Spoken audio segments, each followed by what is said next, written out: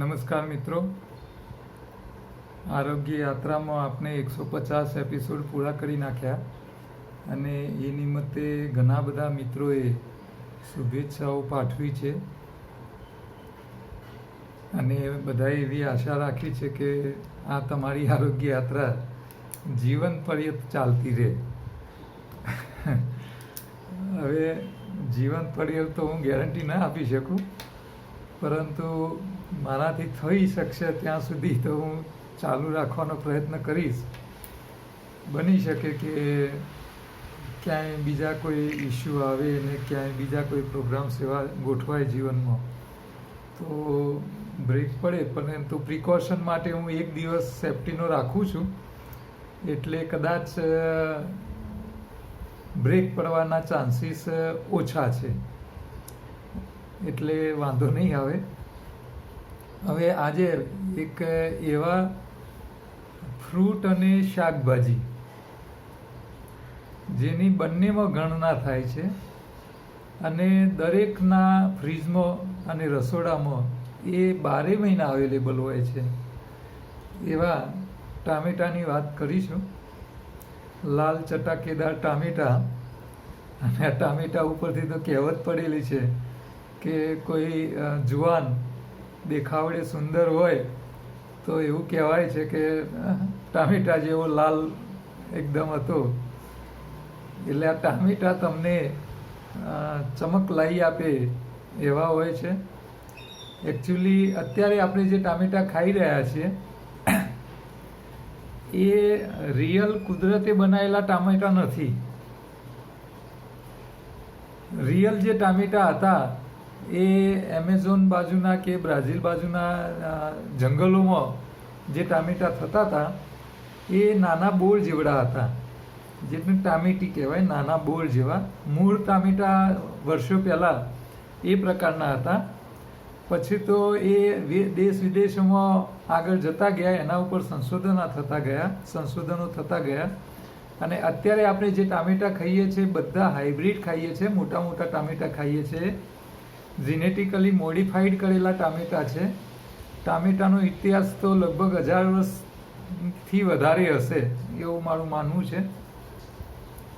તો આ મૂળ જે ટામેટા હતા એ એકદમ નાના હતા. પછી તો વિસ્તાર, દેશ અને વાતાવરણ પ્રમાણે એમાં ચેન્જ આવતા ગયા અને વૈજ્ઞાનિકોએ પણ સંશોધનો કરી અને વધારે ક્વોન્ટિટીમાં અને મોટી સાઇઝના ટામેટા બનાવવાના પ્રયત્નોના ભાગરૂપે આ બધા અત્યારે આપણે ખાઈ રહ્યા છીએ. તો આ ટામેટા જે છે એ પોષક તત્વોમાં પુષ્કળ હોય છે અને એને ખરેખર તો એ શાકભાજી નથી, એ ફ્રૂટ છે, પરંતુ આપણે એને ડેલી યુઝમાં વાપરીએ છીએ એટલે એને જે શાકભાજી તરીકે એને માની લીધું છે. હકીકતમાં ટામેટો એ ફ્રૂટ છે, બરાબર? એટલે બંનેમાં એ ગણાય છે, શાકભાજીમાં પણ ગણી શકાય અને ફ્રૂટમાં પણ ગણી શકાય. તમે ખોટા ન પડો, ગમે તે જવાબ આપો 68 તો પણ તમે સાચા જ કહેવો. ટામેટા જનરલી સ્વાદમાં ખાટા હોય છે, ભૂખ લગાડનાર કીધેલા છે, એટલે જે લોકોને ભૂખ ઓછી લાગતી હોય એવા લોકોએ ટામેટા ખાવાનું પ્રમાણ વધારવાથી એમને ભૂખ ઉઘડે છે. આહારનું પાચન કરનાર કીધેલા છે, મળને સરકાવનાર કીધા છે, રક્તને શુદ્ધ કરનાર કીધા છે અને મેદવૃદ્ધિ, રક્ત વિકારો, હરસ, પાંડુરોગ, જીર્ણ જવર અને ઉદરસૂલ જેવી બીમારીઓમાં એ ફાયદો કરે છે. તો આ ટામેટા જે છે એ જે લોકોને વજન ઘટાડવાનું છે એવા લોકો માટે ઉત્તમ છે, લોહી સારું કરવું છે એમના માટે ઉત્તમ છે. ટામેટાના સેવનથી લોહીના રક્તકણોનું પ્રમાણ વધે છે, એનો રંગ લાલ છે, જે લાલ લોહી જેવો હોય છે. અને જેમના શરીરમાં લોહી વધારે હોય એના ચહેરા ઉપર એની ચામડી પણ લાલ ટામેટા જેવી દેખાતી હોય છે. એટલે જેને હિમોગ્લોબિન વધારે હોય એને કહેવું ના પડે કે ભાઈ તારું ચેક કરી આવ, એ એની મેરે દેખાઈ જ આવે અને ખબર પડી જાય કે એનું હિમોગ્લોબિન કેટલું હશે. જોઈને તમે કહી શકો કે આ હિમોગ્લોબિનથી ભરપૂર છે. તો શરીરની ફિકાશ દૂર કરવામાં ટામેટાં બહુ ઉત્તમ છે, બરાબર. કબજિયાત દૂર કરે છે. એટલે બહેનોએ ખાસ ટામેટાં 2 થી 3 ટામેટાં રોજ ખાઈ લેવા જોઈએ, કારણ કે બહેનોમાં લોહીની ઉણપ વધારે હોય છે અને એના કારણે રોજ તમે ટામેટાં ખાવાનું રાખો તો એક તો બોડી ક્લિન્ઝિંગ કરવાનું કામ કરે છે, અદ્ભુત છે. ટામેટાં વિશે મેં અગાઉ પણ તમને કહી દીધેલું છે કે ટામેટાનો જો સૂપ બનાવીને રોજ પીવામાં આવે તો એ પથરી બનાવવાનું કામ કરે છે, અને જો એને કાચો ખાવામાં આવે તો પથરી ઓગાળવાનું કામ કરે છે.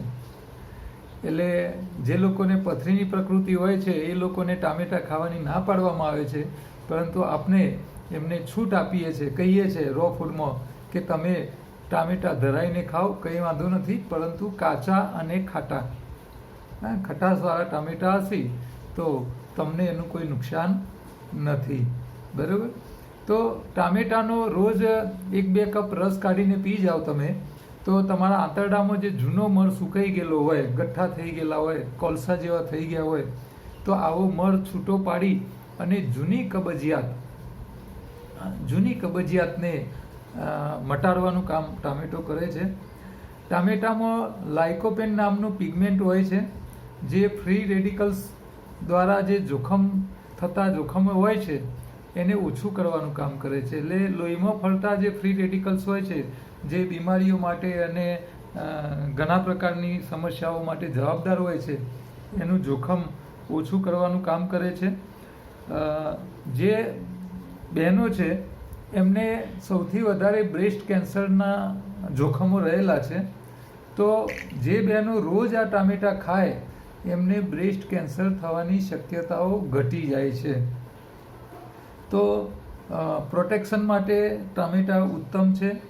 આપણે ટામેટાં સલાડમાં ખાઈએ છીએ, ભેળ બનાવીએ તો પણ એમાં નાખીએ છીએ, અને કાચા સલાડ તરીકે તો સૌથી વધારે ખવાતો આવ્યો છે. તો ટામેટાં જે છે એ શરીર માટે પ્રોટેક્શનનું કામ કરે છે, સાથે સાથે બોડી ક્લિન્ઝિંગનું કામ કરે છે, અને શરીરને ઉપયોગી તમામ પ્રકારના પોષક તત્વો પૂરા પાડવાનું પણ કામ કરે છે. વાત અને કફ પ્રકૃતિવાળા લોકો માટે ટામેટો એ અદ્ભુત છે. એ લોકો માટે બહુ ફાયદોકારક કીધેલા છે, કારણ કે ટામેટાં શું છે એ શરીરમાં સફાઈ કામ કરે, એટલે શું થાય કે કચરો બધો નીકળી જાય, લોહીમાં કચરો રહે નહીં, એટલે ટામેટાં એ રીતે ફાયદાકારક થતા હોય છે. એટલે વાયુ કરવાવાળા જે વાયરસ હોય એ એમાં રહેતા નથી, કફ કરવાવાળા વાયરસ એમાં રહી શકતા નથી, કારણ કે લોહીનો કચરો સાફ થઈ જાય એટલે આ વાયરસને વધવા માટેની જગ્યા રહેતી જ નથી. જ્યારે જે લોકોને ઉલટી વધારે થતી હોય છે અને શરીરમાંથી જ્યારે પોટેશિયમ, કેલ્શિયમ અને સોડિયમની માત્રા ઘટી જાય અને થાક લાગે, તો એવા સમયે ટામેટાનો રસ આ બધા તત્વોની ઉણપ પૂરી કરી આપે છે. એટલે ટામેટાં ક્ષારીય હોય છે, એમાં ક્ષારનું પ્રમાણ વધારે હોય છે, એટલે જ તમને ટામેટાં પથરીવાળા લોકોને ખાવાની ના પાડવામાં આવે છે. પરંતુ આ ટામેટો જો ગરમ કરીને તમે ખાઓ છો તો જ એ નુકસાન કરે છે, બાકી કાચો ખાઓ તો એની સમસ્યા રહેતી નથી. અને સૌથી મોટો ફાયદો જે લોકો વ્યસની છે, દારૂ પીવાવાળા, અને માની લો કે કોઈએ વધારે પેગ મારી દીધા અને નશો ચડી ગયો છે, તો એ નશાને ઉતારવા માટે ટામેટાનો રસ તમે પાઈ દો, એટલે એની જે હેંગઓવરની દશા થઈ ગઈ હોય, ચડેલો હોય, આ ચડેલો ધીરે ધીરે ઓછો થઈ જાય છે. એટલે ગુજરાતમાં તો દારૂબંધી છે, પરંતુ કેવા પૂરતી છે. લોકો એવું કહે છે કે એના કરતાં છૂટ આપી દો તો કમસે કમ સરકારને આવે કે થશે, અને જે ખોટું આખું નામની દારૂબંધી છે એનો કોઈ મતલબ રહેતો નથી. તો આ ટામેટો એ ફળ અને વેજીટેબલ્સ એટલે ફ્રૂટ અને વેજીટેબલ્સ બંનેમાં શાકભાજી તરીકે અને ફળફળાદી તરીકે પણ તમે એને ભરપૂર ઉપયોગ કરજો. અને સિઝનમાં સસ્તા જ હોય છે, બહુ સસ્તા હોય છે. ટામેટાં બીજી શાકભાજીની કમ્પેરિઝનમાં મોંઘા હોતા નથી. હા, ઓફ સિઝનમાં થોડા મોંઘા થાય છે, બાકી તો આખા વર્ષમાં તમને ટામેટાં ભરપૂર મળતા હોય છે. હવે થોડી પ્રશ્નોત્તરીની વાતો કરી લઈએ. તો ગઈકાલે આપણે વડીલો ઉપરની જે 2 દિવસ પહેલાં વાત કરેલી, તો એના ઉપર પ્રવીણભાઈ ભુવા જે રાજકોટ સેન્ટર આપણું સંભાળે છે, એમને એક સરસ વાત કરી હતી કે 149 નંબરના વિડીયોમાં આરોગ્ય યાત્રામાં વડીલો માટેની જે તમે સાચી વાત કરી એ અદ્ભુત હતી. અને એમના દૂરના એમના એક કઝિન છે મોટાભાઈ હંસરાજભાઈ, એમની એક હિસ્ટ્રી એમને મને લખીને મોકલી છે. આ એક બહુ પોઝિટિવ સ્ટોરી છે, એટલે હું આજે તમને કહું છું. એકચ્યુઅલી બીજા બધા પ્રશ્નો આગળ છે, છતાંય હું તમને આ પહેલાં કહું છું. તો આ હંસરાજભાઈ 81 વર્ષની ઉંમરના છે. એમને ગયા વર્ષે એમનો ફોન આવ્યો કે 75 વર્ષની ઉંમરે ધંધામાંથી નિવૃત્ત થઈ અને વતનમાં લીંબુડીનો 20 વીઘાના બગીચો બનાવીને છોકરાઓને સોંપી દીધો. હવે શરીર સારું છે, આથી તારો સહકાર હોય તો હવે ગામમાં વૃક્ષો વાવવા છે. અને આ પ્રવીણભાઈ અને એમના ભાઈ બંને 1000 લોખંડની જાળીઓ બનાવી, પિંજરા એના બનાવ્યા અને 1000થી વધારે વૃક્ષો ગયા વર્ષે એમને ગામડાઓમાં વાવ્યા. અને રાજકોટથી એ ટ્રેનમાં અપડાઉન 140 કિલોમીટર અપડાઉન કરીને એની સાર સંભાળ રાખે છે એમના ભાઈ જે કઝિન છે. અને ગામના બહાર ગામ વસતા લોકોને અને મિત્રોનો સહકાર મેળવી એમને 6 લાખથી પણ વધુ ડોનેશન ભેગું કર્યું અને એક ટ્રેક્ટર અને એક 5000 લીટરનું ટેન્કર ખરીદી અને વૃક્ષોને પાણી પીવાડવાની વ્યવસ્થા અને જાતે પાણી પાતા હોય અને જાતે જ મહેનત કરે એ રીતના એમને ફોટા પણ મને મોકલ્યા હતા. તો 82 વર્ષની ઉંમરે નિવૃત્તિમાં પણ પ્રવૃત્ત રહી અને પર્યાવરણ સાચવવાનું જે આ કામ કરી રહ્યા છે એ અદ્ભુત છે. આ બધા આવા માનવો થકી જ આપણા દેશની સંસ્કૃતિ ટકેલી છે, આ ધરતી ટકેલી છે, બરાબર. એટલે આ બધા યુવાન કહેવાય, 82 વર્ષના ઘરડા વ્યક્તિ ના કહેવાય. આ જુવાનને પણ શરમાવે એવા કામ કરતા હોય છે. તો હું ઘણી વખતે વાતમાં બોલું કે ભાઈ પતી ગયેલી નોટો, પણ આ પતી ગયેલી નોટો નથી, આ તો નવી જીવંત નોટો છે. અને આ જે નોટો જે કામ કરી નાખે એ જુવાનોયાઓ પણ ન કરી શકે એવા કામ કરવાનો એમનામાં ઉત્સાહ હોય છે. અને પરંતુ જો આ ઘડપણમાં આવી પ્રવૃત્તિ કરવી હોય તો એના માટે પહેલી શરત શું છે? તમારું શરીર સારું રહેવું જોઈએ. જો તમારું શરીર સાથ આપશે તો તમે આ નિવૃત્તિમાં પણ પ્રવૃત્તિ કરી શકશો, એ સિવાય કંઈ નહીં થાય. તો આપણી આ જે પ્રથા છે એ તમને નિવૃત્તિમાં પણ પ્રવૃત્તિ કરાવી આપી શકે એવી છે. કારણ કે તમે આપણી સિસ્ટમ ઉપર રહો, ભલે તમે રિટાયર થઈ ગયા, તમારા શરીરમાં બીમારી જ નહીં હોય, અને બીમારી નહીં હોય તો તમે આરામથી બધા કામ કરી શકશો. અને કોઈ શરમ બી નહીં રાખ્યા વગર તમારા મનના કામ, મનની ઈચ્છાના અધૂરા રહી ગયેલા અરમાનો પણ તમે પૂરા કરી શકો છો. એટલે મેં એવા દુનિયામાં ઘણા લોકો જોયા છે જે લોકોએ નિવૃત્ત થયા પછી એમનું નામ કર્યું હોય એમ. હા, નિવૃત્ત થયા પછી, કારણ કે જોબ કરતા હોય, નોકરી કરતા હોય તો એ સમયમાં એમને સારા કામ કરવાના મોકા જ ના મળ્યા હોય, એ ટાઈમ જ એવો હોય. રિટાયર થયા પછી આ લોકો નામી થઈ જતા હોય છે. અને એવા કેટલાય પ્રસંગો અને વ્યક્તિઓ છે આ દેશની અંદર, આ દુનિયાની અંદર, કે જેમને રિટાયર થયા પછી નામ કાઢ્યા હોય. તો આ પ્રવીણભાઈના જે કઝિન છે એમને ખરેખર વંદન કરવા જોઈએ. અને આપણે પણ એક એવો ભાવ રાખીએ કે ભલે રિટાયર થયા હોઈએ, મારે તો રિટાયરમેન્ટની હજી વાર છે, છતાંય હું રિટાયરમેન્ટ લઉં એ પહેલાં રિટાયરમેન્ટ જેવા કામ ચાલુ કરી નાખ્યા. અમે કોલેજમાં ભણતા ત્યારે માઇન્ડમાં એક વિચાર નાખેલો કે લોકો 60 વર્ષ કામ કરે છે પછી નિવૃત્ત થઈ અને બીજા કામ કરતા હોય છે સમાજ સેવાના. તો આપણે 50 વર્ષ કામ કરવાનું અને આપણે 60 વર્ષ સુધી નહીં કરવાનું, 50 વર્ષે નિવૃત્ત થઈ જવાનું અને સારા કામે લાગી જવાનું. બરાબર? તો આ એક વિચાર કોલેજ કાળ દરમિયાન નાખેલો અને આ સબકોન્શિયસ માઇન્ડ, આપણું જે નાનું મગજ છે સબકોન્શિયસ માઇન્ડ કહેવાય. આ વિચાર સબકોન્શિયસ માઇન્ડ યાદ રાખે અને તમારા જીવનના પાટા અને એ લાઈન એવી ગોઠવતું જાય કે તમને તમારા વિચારો પ્રમાણેનું લાઈફ તમારું એચીવ થઈ જાય. તો 50 વર્ષ થાય એ પહેલાં 2-3 વર્ષ પહેલાં અમને એક સારા કામમાં વાળી દીધા. એટલે આ ચમત્કાર છે, વિચારોના ચમત્કાર. જે પુસ્તક તમને હું વાંચવાનું જે કહું છું એનું કારણ જ આ છે કે તમે એક વિચારોનું બીજ વાવશો તો એને વટવૃક્ષ થતાં કંઈ વાર નહીં લાગે. બરાબર? અને આ વડીલો જે છે એ વડીલો તો ખરેખર એ વડલા જેવા છે. જેટલો વડલો ઉંમરવાળો થતો જાય એટલો ઘેઘૂર અને મોટો થતો જાય અને એટલી એની છાંયડાની કેપેસિટી વધતી જાય, એ વધારે લોકોને છાંયડો આપી શકે. તો વડીલો એ વૃદ્ધ છે, વૃદ્ધો જે છે વડલા જેવા છે વડીલો જે છે, અને એમના અનુભવો, એમનું જે કંઈ જ્ઞાન છે આ બધું અનુભવજન્ય જ્ઞાન હોય છે, પુસ્તકીય જ્ઞાન હોતું નથી. તો વડીલો જે છે એ જો મનમાં ધારે એ કરી શકે. એટલે આપણી આ જે પ્રથા છે, અને મેં જોયું છે કે આપણી આ જે સિસ્ટમ છે નેચરલ ડાયટની, એમાં આવવાવાળા મોટા ભાગના લોકો વડીલો જ હોય છે. મોટા ભાગના લોકો વડીલો હોય છે. બરાબર? તો આ બધા જે વડીલો સાથે અમારા સાથે જોડાયેલા છે એ બધાને મારા અભિનંદન છે. અને કે તમે તમારું શરીર સ્વાસ્થ્ય સારું રાખવા માટે પ્રયત્નશીલ છો. તમે 100 વર્ષ જીવો બધા, અને 100 વર્ષ સુધી જીવો ત્યાં સુધી, છેલ્લા દિવસ સુધી તમે કંઈક ને કંઈક પ્રવૃત્તિ કરતા રહો, આવી મારી ભાવના છે. બરાબર?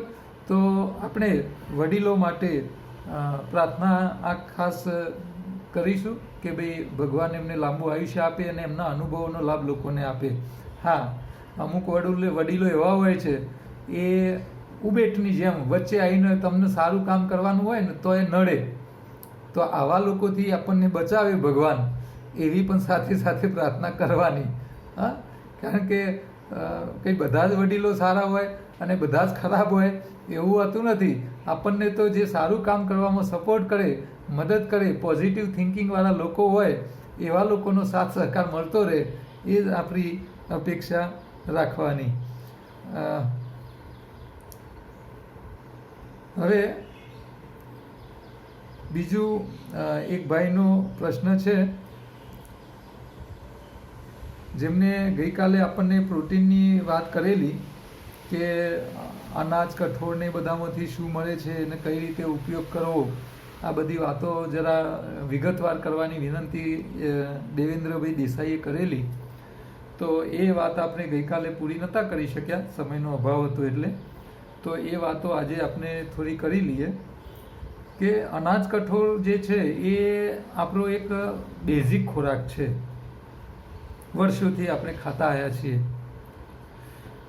તો ખાસ આપણી જે વારસાગત આપણને જે સંસ્કૃતિમાં જે ખોરાક માટેની વ્યવસ્થા કરવામાં આપેલી છે એ જમાના પ્રમાણે યોગ્ય હતી જે તે સમયે. પરંતુ હવે આપણામાં જ્ઞાન વધ્યું છે, નોલેજ વધ્યું છે, લેબોરેટરીએ બધું પ્રૂવ કરી આપેલું છે કે કયા ખોરાકમાં શું હોય છે. તો અને અભ્યાસ કર્યા પછી હવે આપણે આપણા ખોરાકમાં જો સભાન નહીં થઈએ તો જોખમ વધશે, નુકસાન વધશે. બરાબર છે? તમે જુઓ કે પહેલાંના જમાનામાં આપણે એવું માનીએ છીએ કે ખરેખર પહેલાંના જમાનામાં લોકો લાંબુ જીવતા હતા. આ વાત હું માનતો નથી, હું ખોટી માનું છું એને. હકીકતમાં તો અત્યારે લોકોનું આયુષ્ય લાંબુ થયું છે. ભારત આઝાદ થયો એટલે 60 વર્ષની આજુબાજુનું આયુષ્ય હતું, અત્યારે 80 વર્ષે પહોંચ્યા છે. એવરેજ 75-80 વર્ષ આપણું આયુષ્ય થયું છે. તો પહેલાં કરતાં અત્યારે લોકો લાંબુ જીવી રહ્યા છે. કેમ? તો આ સંશોધનો, મેડિકલ ક્ષેત્રના જે સંશોધનો થયા, હોસ્પિટલોનો વધારો થયો, ડૉક્ટરો વધ્યા, મશીનો આવી ગયા, તમારા શરીરમાં શું પ્રોબ્લેમ છે એ એક્સરે મશીનો, સિટી સ્કેન દ્વારા અને અલગ અલગ ટાઈપના મશીનો, પેથોલોજી લેબોરેટરીઓએ તમારા શરીરમાં કઈ કઈ સમસ્યાઓ છે આ બધું ડિટેક્ટ કરવાની જે વ્યવસ્થા કરી છે એ તો અદ્ભુત જ છે. એના માટે આપણે એ તો સ્વીકારવું જ પડે, એનો વિરોધ ન કરી શકાય કે ભાઈ અત્યારની એલોપેથી સાયન્સ તમને ઊંધા રવાડે ચલાવે છે. આ વાત ખોટી છે. તો અત્યારે આયુષ્ય લાંબા થયા છે. પહેલાંના જમાનામાં આયુષ્ય લાંબા નહોતા. એનું તમને એક સિમ્પલ એક્ઝામ્પલ અને લોજિક સમજાવું.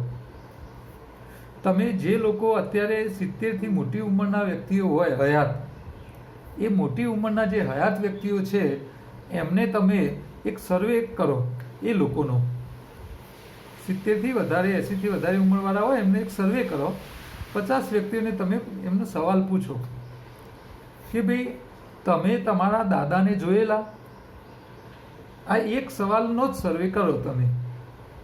હવે આ એક સવાલનો જો તમે સર્વે કરશો તો મને એવી ખાતરી છે કે મોટા ભાગના લોકો એવું કહેવાવાળા મળશે કે ના, અમે અમારા દાદાના દર્શન કરેલા નહીં. મોટા ભાગના લોકો આવું કહેવાવાળા મળશે, મેજોરિટી. હવે આ સવાલનો જે જવાબ આવ્યો એ જવાબ ઉપરથી હવે આપણે તારણ શોધવાનું છે કે ભાઈ મોટાભાગના લોકો જો આવું બોલતા હોય કે અમે અમારા દાદાને જોયેલા નહીં, તો એના ઉપરથી લોજિક આપણે દોડાવવાનું થાય. હવે લોજિક જરા સોશિયલ અને સાયન્ટિફિક બંને રીતે થાય છે. કેવી રીતે થાય છે હું તમને સમજાવું કે પહેલાંના જમાનામાં લગ્ન જે છે ને એ નાની ઉંમરે થઈ જતા, બરાબર. 10-12 વર્ષે તો મેરેજ પતી ગયા હોય. 15-17 કે 20 વર્ષ પહેલાં તો એ બાપ બની ગયા હોય. 20 વર્ષ પહેલાં તો એ બાપ બની ગયા હોય. અચ્છા, બીજા 20 વર્ષે જે છોકરો હોય, જે છોકરો જન્મ્યો હોય એ બીજા 20 વર્ષે પાછો એ બાપ થઈ ગયો હોય. એટલે પેલા ભાઈ જેમનો છોકરો નવો આવ્યો એ દાદા થઈ ગયા હોય. એટલે દાદા થવાની ઉંમર હતી 40થી 50 વર્ષ. વ્યક્તિ 40થી 50 વર્ષનો થાય એટલે ઓલરેડી દાદો બની ચૂક્યો હોય. ખ્યાલ આવે છે? કેમ કે 20 વર્ષ પહેલાં તો એ દીકરો બાપ થઈ ગયો હોય. લગ્ન થઈ ગયેલા હોય 10-15 વર્ષે, 10-12 વર્ષે તો મેરેજ થઈ ગયા હોય. હવે 40થી 50 વર્ષની ઉંમરમાં મોટાભાગના લોકો દાદા બની ગયેલા હોય અને એ બધામાંથી આપણને એવો જવાબ મળે કે મેં મારા દાદાને નહીં જોયેલા. એનો મતલબ એવો થાય કે છોકરાનો છોકરો જન્મે એ વખતે દાદા હયાત નથી, હયાત નહોતા. એટલે આ લોકો વહેલા ગુજરી ગયા. 40થી 50 કે 60 વર્ષે તો પતી ગયા. કેમ પતી ગયા? તો આપણી ખાવાની હેબિટો, એ વખતે આટલા સંશોધનો નહોતા, ડૉક્ટરો નહોતા, અને કોઈ દાદી, મોટી ઉંમરની દાદી. અને એક બીજો સર્વે તમે એવો પણ કરાવજો કે 80 વર્ષની દાદીઓ જીવતી હોય અને 80-90 વર્ષની દાદી જીવતી હોય અને એ દાદીને એમ પૂછવામાં આવે કે હે દાદી, દાદા કઈ રીતે ગુજરી ગયેલા? તો મોટા ભાગની દાદીઓ એવો જવાબ આપશે કે ભાઈ તારા દાદા તો માતાજીની ઓઝોટમાં મરી ગયેલા. માતાજીની ઓઝોટમાં મરી ગયેલા. તો આ માતાજીની ઓઝોટમાં નહીં મરી ગયેલા. એ જમાનામાં મીઠાઈઓ, લાડવાને ખાવાની જે આખી વૃત્તિ હતી કે ભાઈ મેરેજ સિઝન હોય તો લાડવા ધરાઈને ખાવા, બખડિયું ભરીને, હા, 2 હાથમાં કડો પકડાય એ ટાઈપના મોટી સાઈઝના વાસણો, બખડિયું કહેવાય એને. આ બખડિયું ખાવાવાળા, બખડિયું ભરેલો શીરો ખાવાવાળા લોકો હતા એ જમાનામાં. એટલે એ લોકો એટલું ઘી તેલ ખાતા કે 60 વર્ષે, 50 વર્ષે, 60 વર્ષે ખેતરમાં કામ કરતા હોય અને એ વખતે હાર્ટ એટેક આવે. હાર્ટ એટેકમાં વ્યક્તિ ગુજરી જાય. એ વ્યક્તિને ખેતરમાંથી ઘરે ગામમાં લાવો અને ગામડાઓમાંથી હોસ્પિટલે પહોંચાડવા માટેની કોઈ વ્યવસ્થાઓ જ નહોતી. અને પેલી એક અંધશ્રદ્ધા કે માણસ ખેતરમાં કામ કરવા ગયો હોય સવારે ઉઠી અને ત્યાં પછી એટેકમાં પતી ગયો હોય. હવે એમને એટેકમાં મરી ગયા કે કઈ રીતે મરી ગયા એના આપણા જોડે કોઈ સાધનો નહોતા એ જમાનામાં. એટલે મોટાભાગની બધી બહેનો એવું માનતી માતાજી આવ્યા હશે અને એમના રસ્તામાં ઓઝોટમાં આવી ગયા હશે અને દાદા ગુજરી ગયા હશે. તો આ જે વાસ્તવિકતા છે અને આ વાસ્તવિકતાનો સ્વીકાર કર્યા વગર ચાલે જ નહીં. આ વાસ્તવિકતા છે, બરાબર. તો આપણે જે ખોરાક ખાતા હતા, અનાજ ખાતા હતા, ઘી ખાતા હતા, તેલ ખાતા હતા, એ જમાનામાં રિફાઇન્ડ તેલ નહોતા, ઘરના વલોનાના જ ઘી ખાતા હતા, છતાં હાર્ટ એટેકમાં મરી જવાતું હતું. એનું કારણ શું? કે જરૂર કરતાં વધારે ખાતા હતા, જરૂર કરતાં વધારે ખાતા હતા. મારા દાદાની, મારા ફાધરના એક કાકાની વાત કરું. એ અખાડિયન હતા. અખાડિયન હતા. અખાડિયન એટલે કેવા કે રોજ ઉઠ-બેઠ કરે. 1000 ઉઠ-બેઠ કરતા હતા, 1000 ઉઠ-બેઠ. અને આ 1000 ઉઠ-બેઠ કરવાવાળા અડધો કલાક શીર્ષાસન કરતા હતા, અડધો કલાક. અને મને ખબર છે કે એમની જે ખાવાની કેપેસિટી હતી કે આખી તાસ ભરેલી મોહનથાળ ખાઈ શકે એવી કેપેસિટીવાળા હતા. એક વખતે અમારા ગામમાં એક બેને એમને મજાકમાં એવું કીધું, એ શહેરમાં રહેતા અમદાવાદમાં, એટલે અખાડામાં જઈ અને બોડી બિલ્ડિંગ કરેલી, અને ગામડાઓમાં ગયા, અને ગામડે એમના વાસની અંદર એક બેને મજાક કરી કે એ દૂધ આપવા જતા હતા બોઘાનું ભરીને, અને પછી આ ભાઈને કીધું કે દૂધ પીવું છે? એટલે પેલા કે આખું આપવું હોય તો પીવું છે, એમ આખું બોઘેનું આપો તો મારે પીવું છે, બાકી નથી પીવું. એટલે પેલા બેનને એમ કે કંઈ આખું બોઘેનું થોડા પી જશે, એટલે એમને તો આલ્યું, તો પેલા ઊભા ગટગટાઈ ગયા. આટલી કેપેસિટીવાળા દાદા હાર્ટ એટેકમાં મરી ગયા હતા.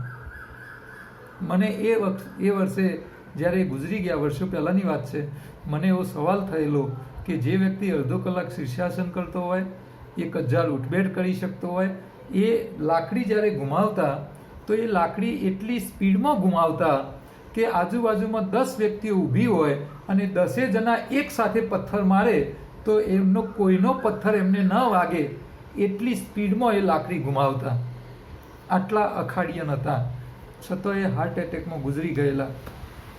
મને એ સવાલ થયેલો કે આટલી કસરત કરવાવાળો હાર્ટ એટેકમાં મરવો જોઈએ નહીં, પણ એ વાસ્તવિકતા હતી.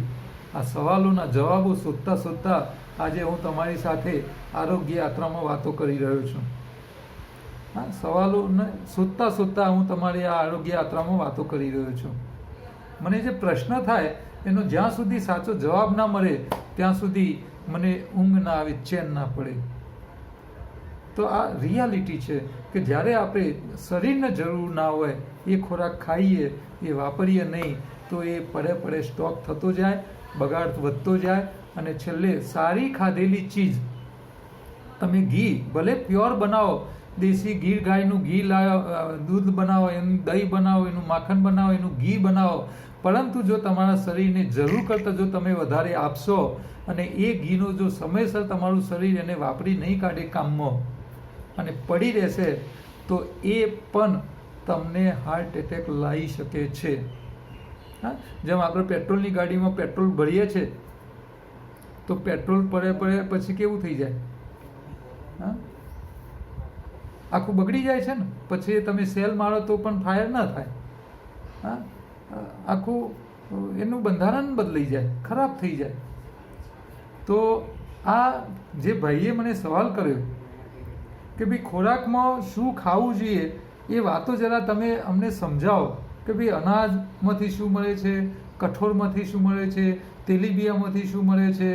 તો આ પ્રોટીન ને આ બધું જે કંઈ છે, તો આ બધી વાતોમાં તમારે ધ્યાન રાખવાનું છે કે કોઈ પણ વસ્તુનો ઓવરડોઝ, હા, ઓવરડોઝ વસ્તુ પડે એ છે ને એનું બંધારણ બદલાતું જાય છે. પેટ્રોલ પડે 1 મહિનો તમે ગાડીમાં પેટ્રોલ ભરો ન વાપરો તો એ સોલ્વન્ટ બની જાય. પડે એને કશું તમારે કરવું ના પડે, પણ છતાંય કુદરત છે ને એની ક્વોલિટી બદલી જ કાઢે. હા, તમે જો ભાત, નવી સિઝનના ભાતને ચડાવવામાં અને જૂની સિઝનના ભાતને ચડાવવામાં ફરક લાગે છે કે નહીં? લાગશે જ. નવી સિઝનમાં ભેજનું પ્રમાણ હોય એટલે એ જલ્દી તમને ચડી જશે, અને જૂની સિઝનવાળા જલ્દી નહીં ચડે. એટલે જેમ વસ્તુ પડી રહે છે. હવે તમે તેલ ખાઈ ગયા કે ઘી ખાઈ ગયા, ભલે અત્યારે સારું ખાધું, સારી ક્વોલિટીનું, તમે ફિલ્ટર તેલ લઈ આવ્યા, દેશી ગાડીનું તેલ લઈને ખાધું, ગરમ કર્યા વગર ખાધું, પરંતુ આ તેલ શરીરમાં જો લાંબો સમય પડી રહે છે તો જેમ પેટ્રોલ સોલ્વન્ટ બની જાય છે, એમ તમારું આ તેલ એ કોલેસ્ટ્રોલ બ્લોકેજ નહીં બને? બનશે જ, બનશે જ. એટલે સારું ખાવું એટલું મહત્વનું નથી, પણ સારું ખાવા સાથે તમારું એ શરીરમાં ગયા પછી એનો વપરાશ થઈ જાય અને એ પડી ના રહે એ જોવું પણ મહત્વનું છે. બરાબર. હવે અનાજ, કઠોળ અને તેલીબિયા, આ ત્રણ વસ્તુઓ તમે એના મૂળ સ્વરૂપ જુઓ. અનાજ, કઠોળ અને તેલીબિયાના દાણાને તમે પાણીમાં નાખો, શું થશે? ડૂબી જશે. હવે જે વસ્તુ ડૂબી જાય છે એ શરીરમાં શું આપે છે? તાકાત, શક્તિ આપે છે. તો શક્તિવાળો ખોરાક શક્તિના કામમાં જ વપરાશે. તમે મહેનત કરો તો શક્તિવાળો ખાઓ, કોઈ વાંધો નથી, પણ જે ખાઓ છો એટલું સામે વાપરો. જેટલું વાપરો છો એટલું જ ખાઓ. વધારે ખાશો તો નુકસાન થવાનું જ છે. બરાબર. અત્યાર સુધી આપણે એવું માનતા હતા કે આવું ઘી ને તેલવાળું ખાઈએ એટલે શરીરમાં રિપેરિંગ કામ થાય. આ માન્યતા ખોટી છે. એ રિપેરિંગના કોઈ કામમાં આવતા નથી ખોરાક. આ બધા શક્તિ માટે જ આવે છે અને શક્તિ તરીકે જ એને વાપરવા પડે. રિપેરિંગનો ખોરાક જે છે એ પાણીમાં તરે, પાંદડા, શાકભાજી ને ફ્રૂટ, આ ત્રણ વસ્તુઓ જ રિપેરિંગના કામમાં આવે. એ સિવાય કશું કામમાં આવતું નથી. બરાબર છે. તો જ્યારે તમે આ વજનવાળી ચીજો પાછા રાંધીને ખાઓ એટલે રંધાય તો પાછું ગંધાય, વધારે જલ્દી બગડી જાય છે. તો એ ચીજોથી જરૂર બચવાનું છે, સમજપૂર્વક એનો ઉપયોગ કરવાનો છે. નુકસાન થાય એટલું ખાવાનું નથી. એટલે અહીંયા વડીલોને ખાસ હું વિનંતી કરીશ કે એ લોકો અનાજ, કઠોળ અને તેલીબિયાવાળી વસ્તુઓ ઓછી ખાય. તમે કામ કરો તો ખાઓ, કામ નથી કરતા તો નહીં ખાઓ. એ શક્તિવાળો ખોરાક છે અને જે ખોરાક શક્તિ આપે શરીરમાં, રિપેરિંગના કોઈ કામમાં આવતો નથી. અને તમારા શરીરને મેન્ટેનન્સની જરૂર છે તો પાંદડા, શાકભાજી ને ફ્રૂટ એ વધારે ખાવાના રાખો, જે તમારા શરીરની પીએચ વેલ્યુ આલ્કલાઇન રાખશે અને તમારા શરીરનું લોહી નવું બનાવશે અને મેન્ટેનન્સ માટે પોષક તત્વો, ન્યુટ્રિશન પુષ્કળ પ્રમાણમાં આપશે. અને આ પાંદડા, શાકભાજી ને ફ્રૂટ પાછા એને રાંધીને નથી ખાવાના, એને કાચા ફોર્મમાં જ ખાવાના છે. આ વાતો તમારે યાદ રાખવાની છે. બરાબર છે. તો જેવી તમારી જરૂરિયાત, જેવું તમારું કામ, એ પ્રમાણે તમારે ખોરાકનું ધ્યાન રાખવું પડશે. બરાબર. હવે ભગવાને આપણું આયુષ્ય લાંબુ કરી આપ્યું છે. જેમ જેમ વિકાસ થતો ગયો છે એમ આયુષ્ય લાંબા થતા ગયા છે. તો તમારું આયુષ્ય 100 વર્ષનું થઈ શકે જો તમે સાચવશો તો. એટલે જે લોકો 70 વર્ષના છે એ લોકોએ માઇન્ડ પોઝિટિવ રાખવાનું. શું વિચારવાનું? કે હજી તો 30 વર્ષ બાકી છે જીવવાના અને આ 30 વર્ષ મજા કરતાં કરતાં જ જીવવું છે. તો એને સારું 30 વર્ષ મજા કરવી હોય તો ડેરી પ્રોડક્ટો છોડી દો, રાંધેલું એક જ વાર ખાઓ. બરાબર. અને આ શક્તિવાળું, ઘર્યું, તેલવાળું, વજનવાળું, આ બધી ચીજો શક્તિ આપે એને થોડું કંટ્રોલમાં ખાઓ. મહેનત કરો તો જ ખાઓ, નહીંતર નહીં ખાઓ, ઓછું ખાઓ. બરાબર. પાંદડા, શાકભાજીને, ફ્રૂટને વધારે ખાવાનું રાખો. અને પછી ચમડી તૂટી જાય પણ દમડી છૂટે નહીં, આવો સ્વભાવ ના રાખતા. આ પણ ખાસ ધ્યાન રાખજો, કારણ કે લોકો પૈસા વપરાઈ જાય એમાં ખાય નહીં. હવે ખાય નહીં તો વહેલા પતી જશે. એટલે જે ખાવાની ચીજો છે, પાંદડા, શાકભાજી ને ફ્રૂટ, એના પાછળ પૈસા વાપરજો અને ખાજો. બરાબર છે. મોટા ભાગના લોકો પેન્શનવાળા હોય છે. હવે સરકાર એમને જીવવા પેન્શન આપે છે અને છતાંય વાપરી શકતા નથી. બરાબર. તો સારું આયુષ્ય લાંબુ જીવો અને આ વડીલો એમનો લાભ આખા સમાજને આપવાનો છે. વાનપ્રસ્થ જિંદગીનો મતલબ જ આ છે કે તમારા જોડે જે અનુભવ છે, તમારા જોડે જે જ્ઞાન છે, તમારા જોડે જે સમય છે, તમારા જોડે જે ધન છે, આ બધું વિદ્યા, ધન અને સમય, આ ત્રણેયને દાન કરવાનું છે. તો આ દાન કરવાની વૃત્તિ સાથે જીવવાની ભાવના રાખો તો તમે 100 વર્ષ આરામથી જીવી શકશો. તો વડીલોને નમન સાથે આપનો આજે 151મો જે એપિસોડ છે એ વડીલોને સમર્પિત છે. નમસ્કાર. આવતીકાલે ફરી મળીશું બીજી કઈ નવી વાતો સાથે.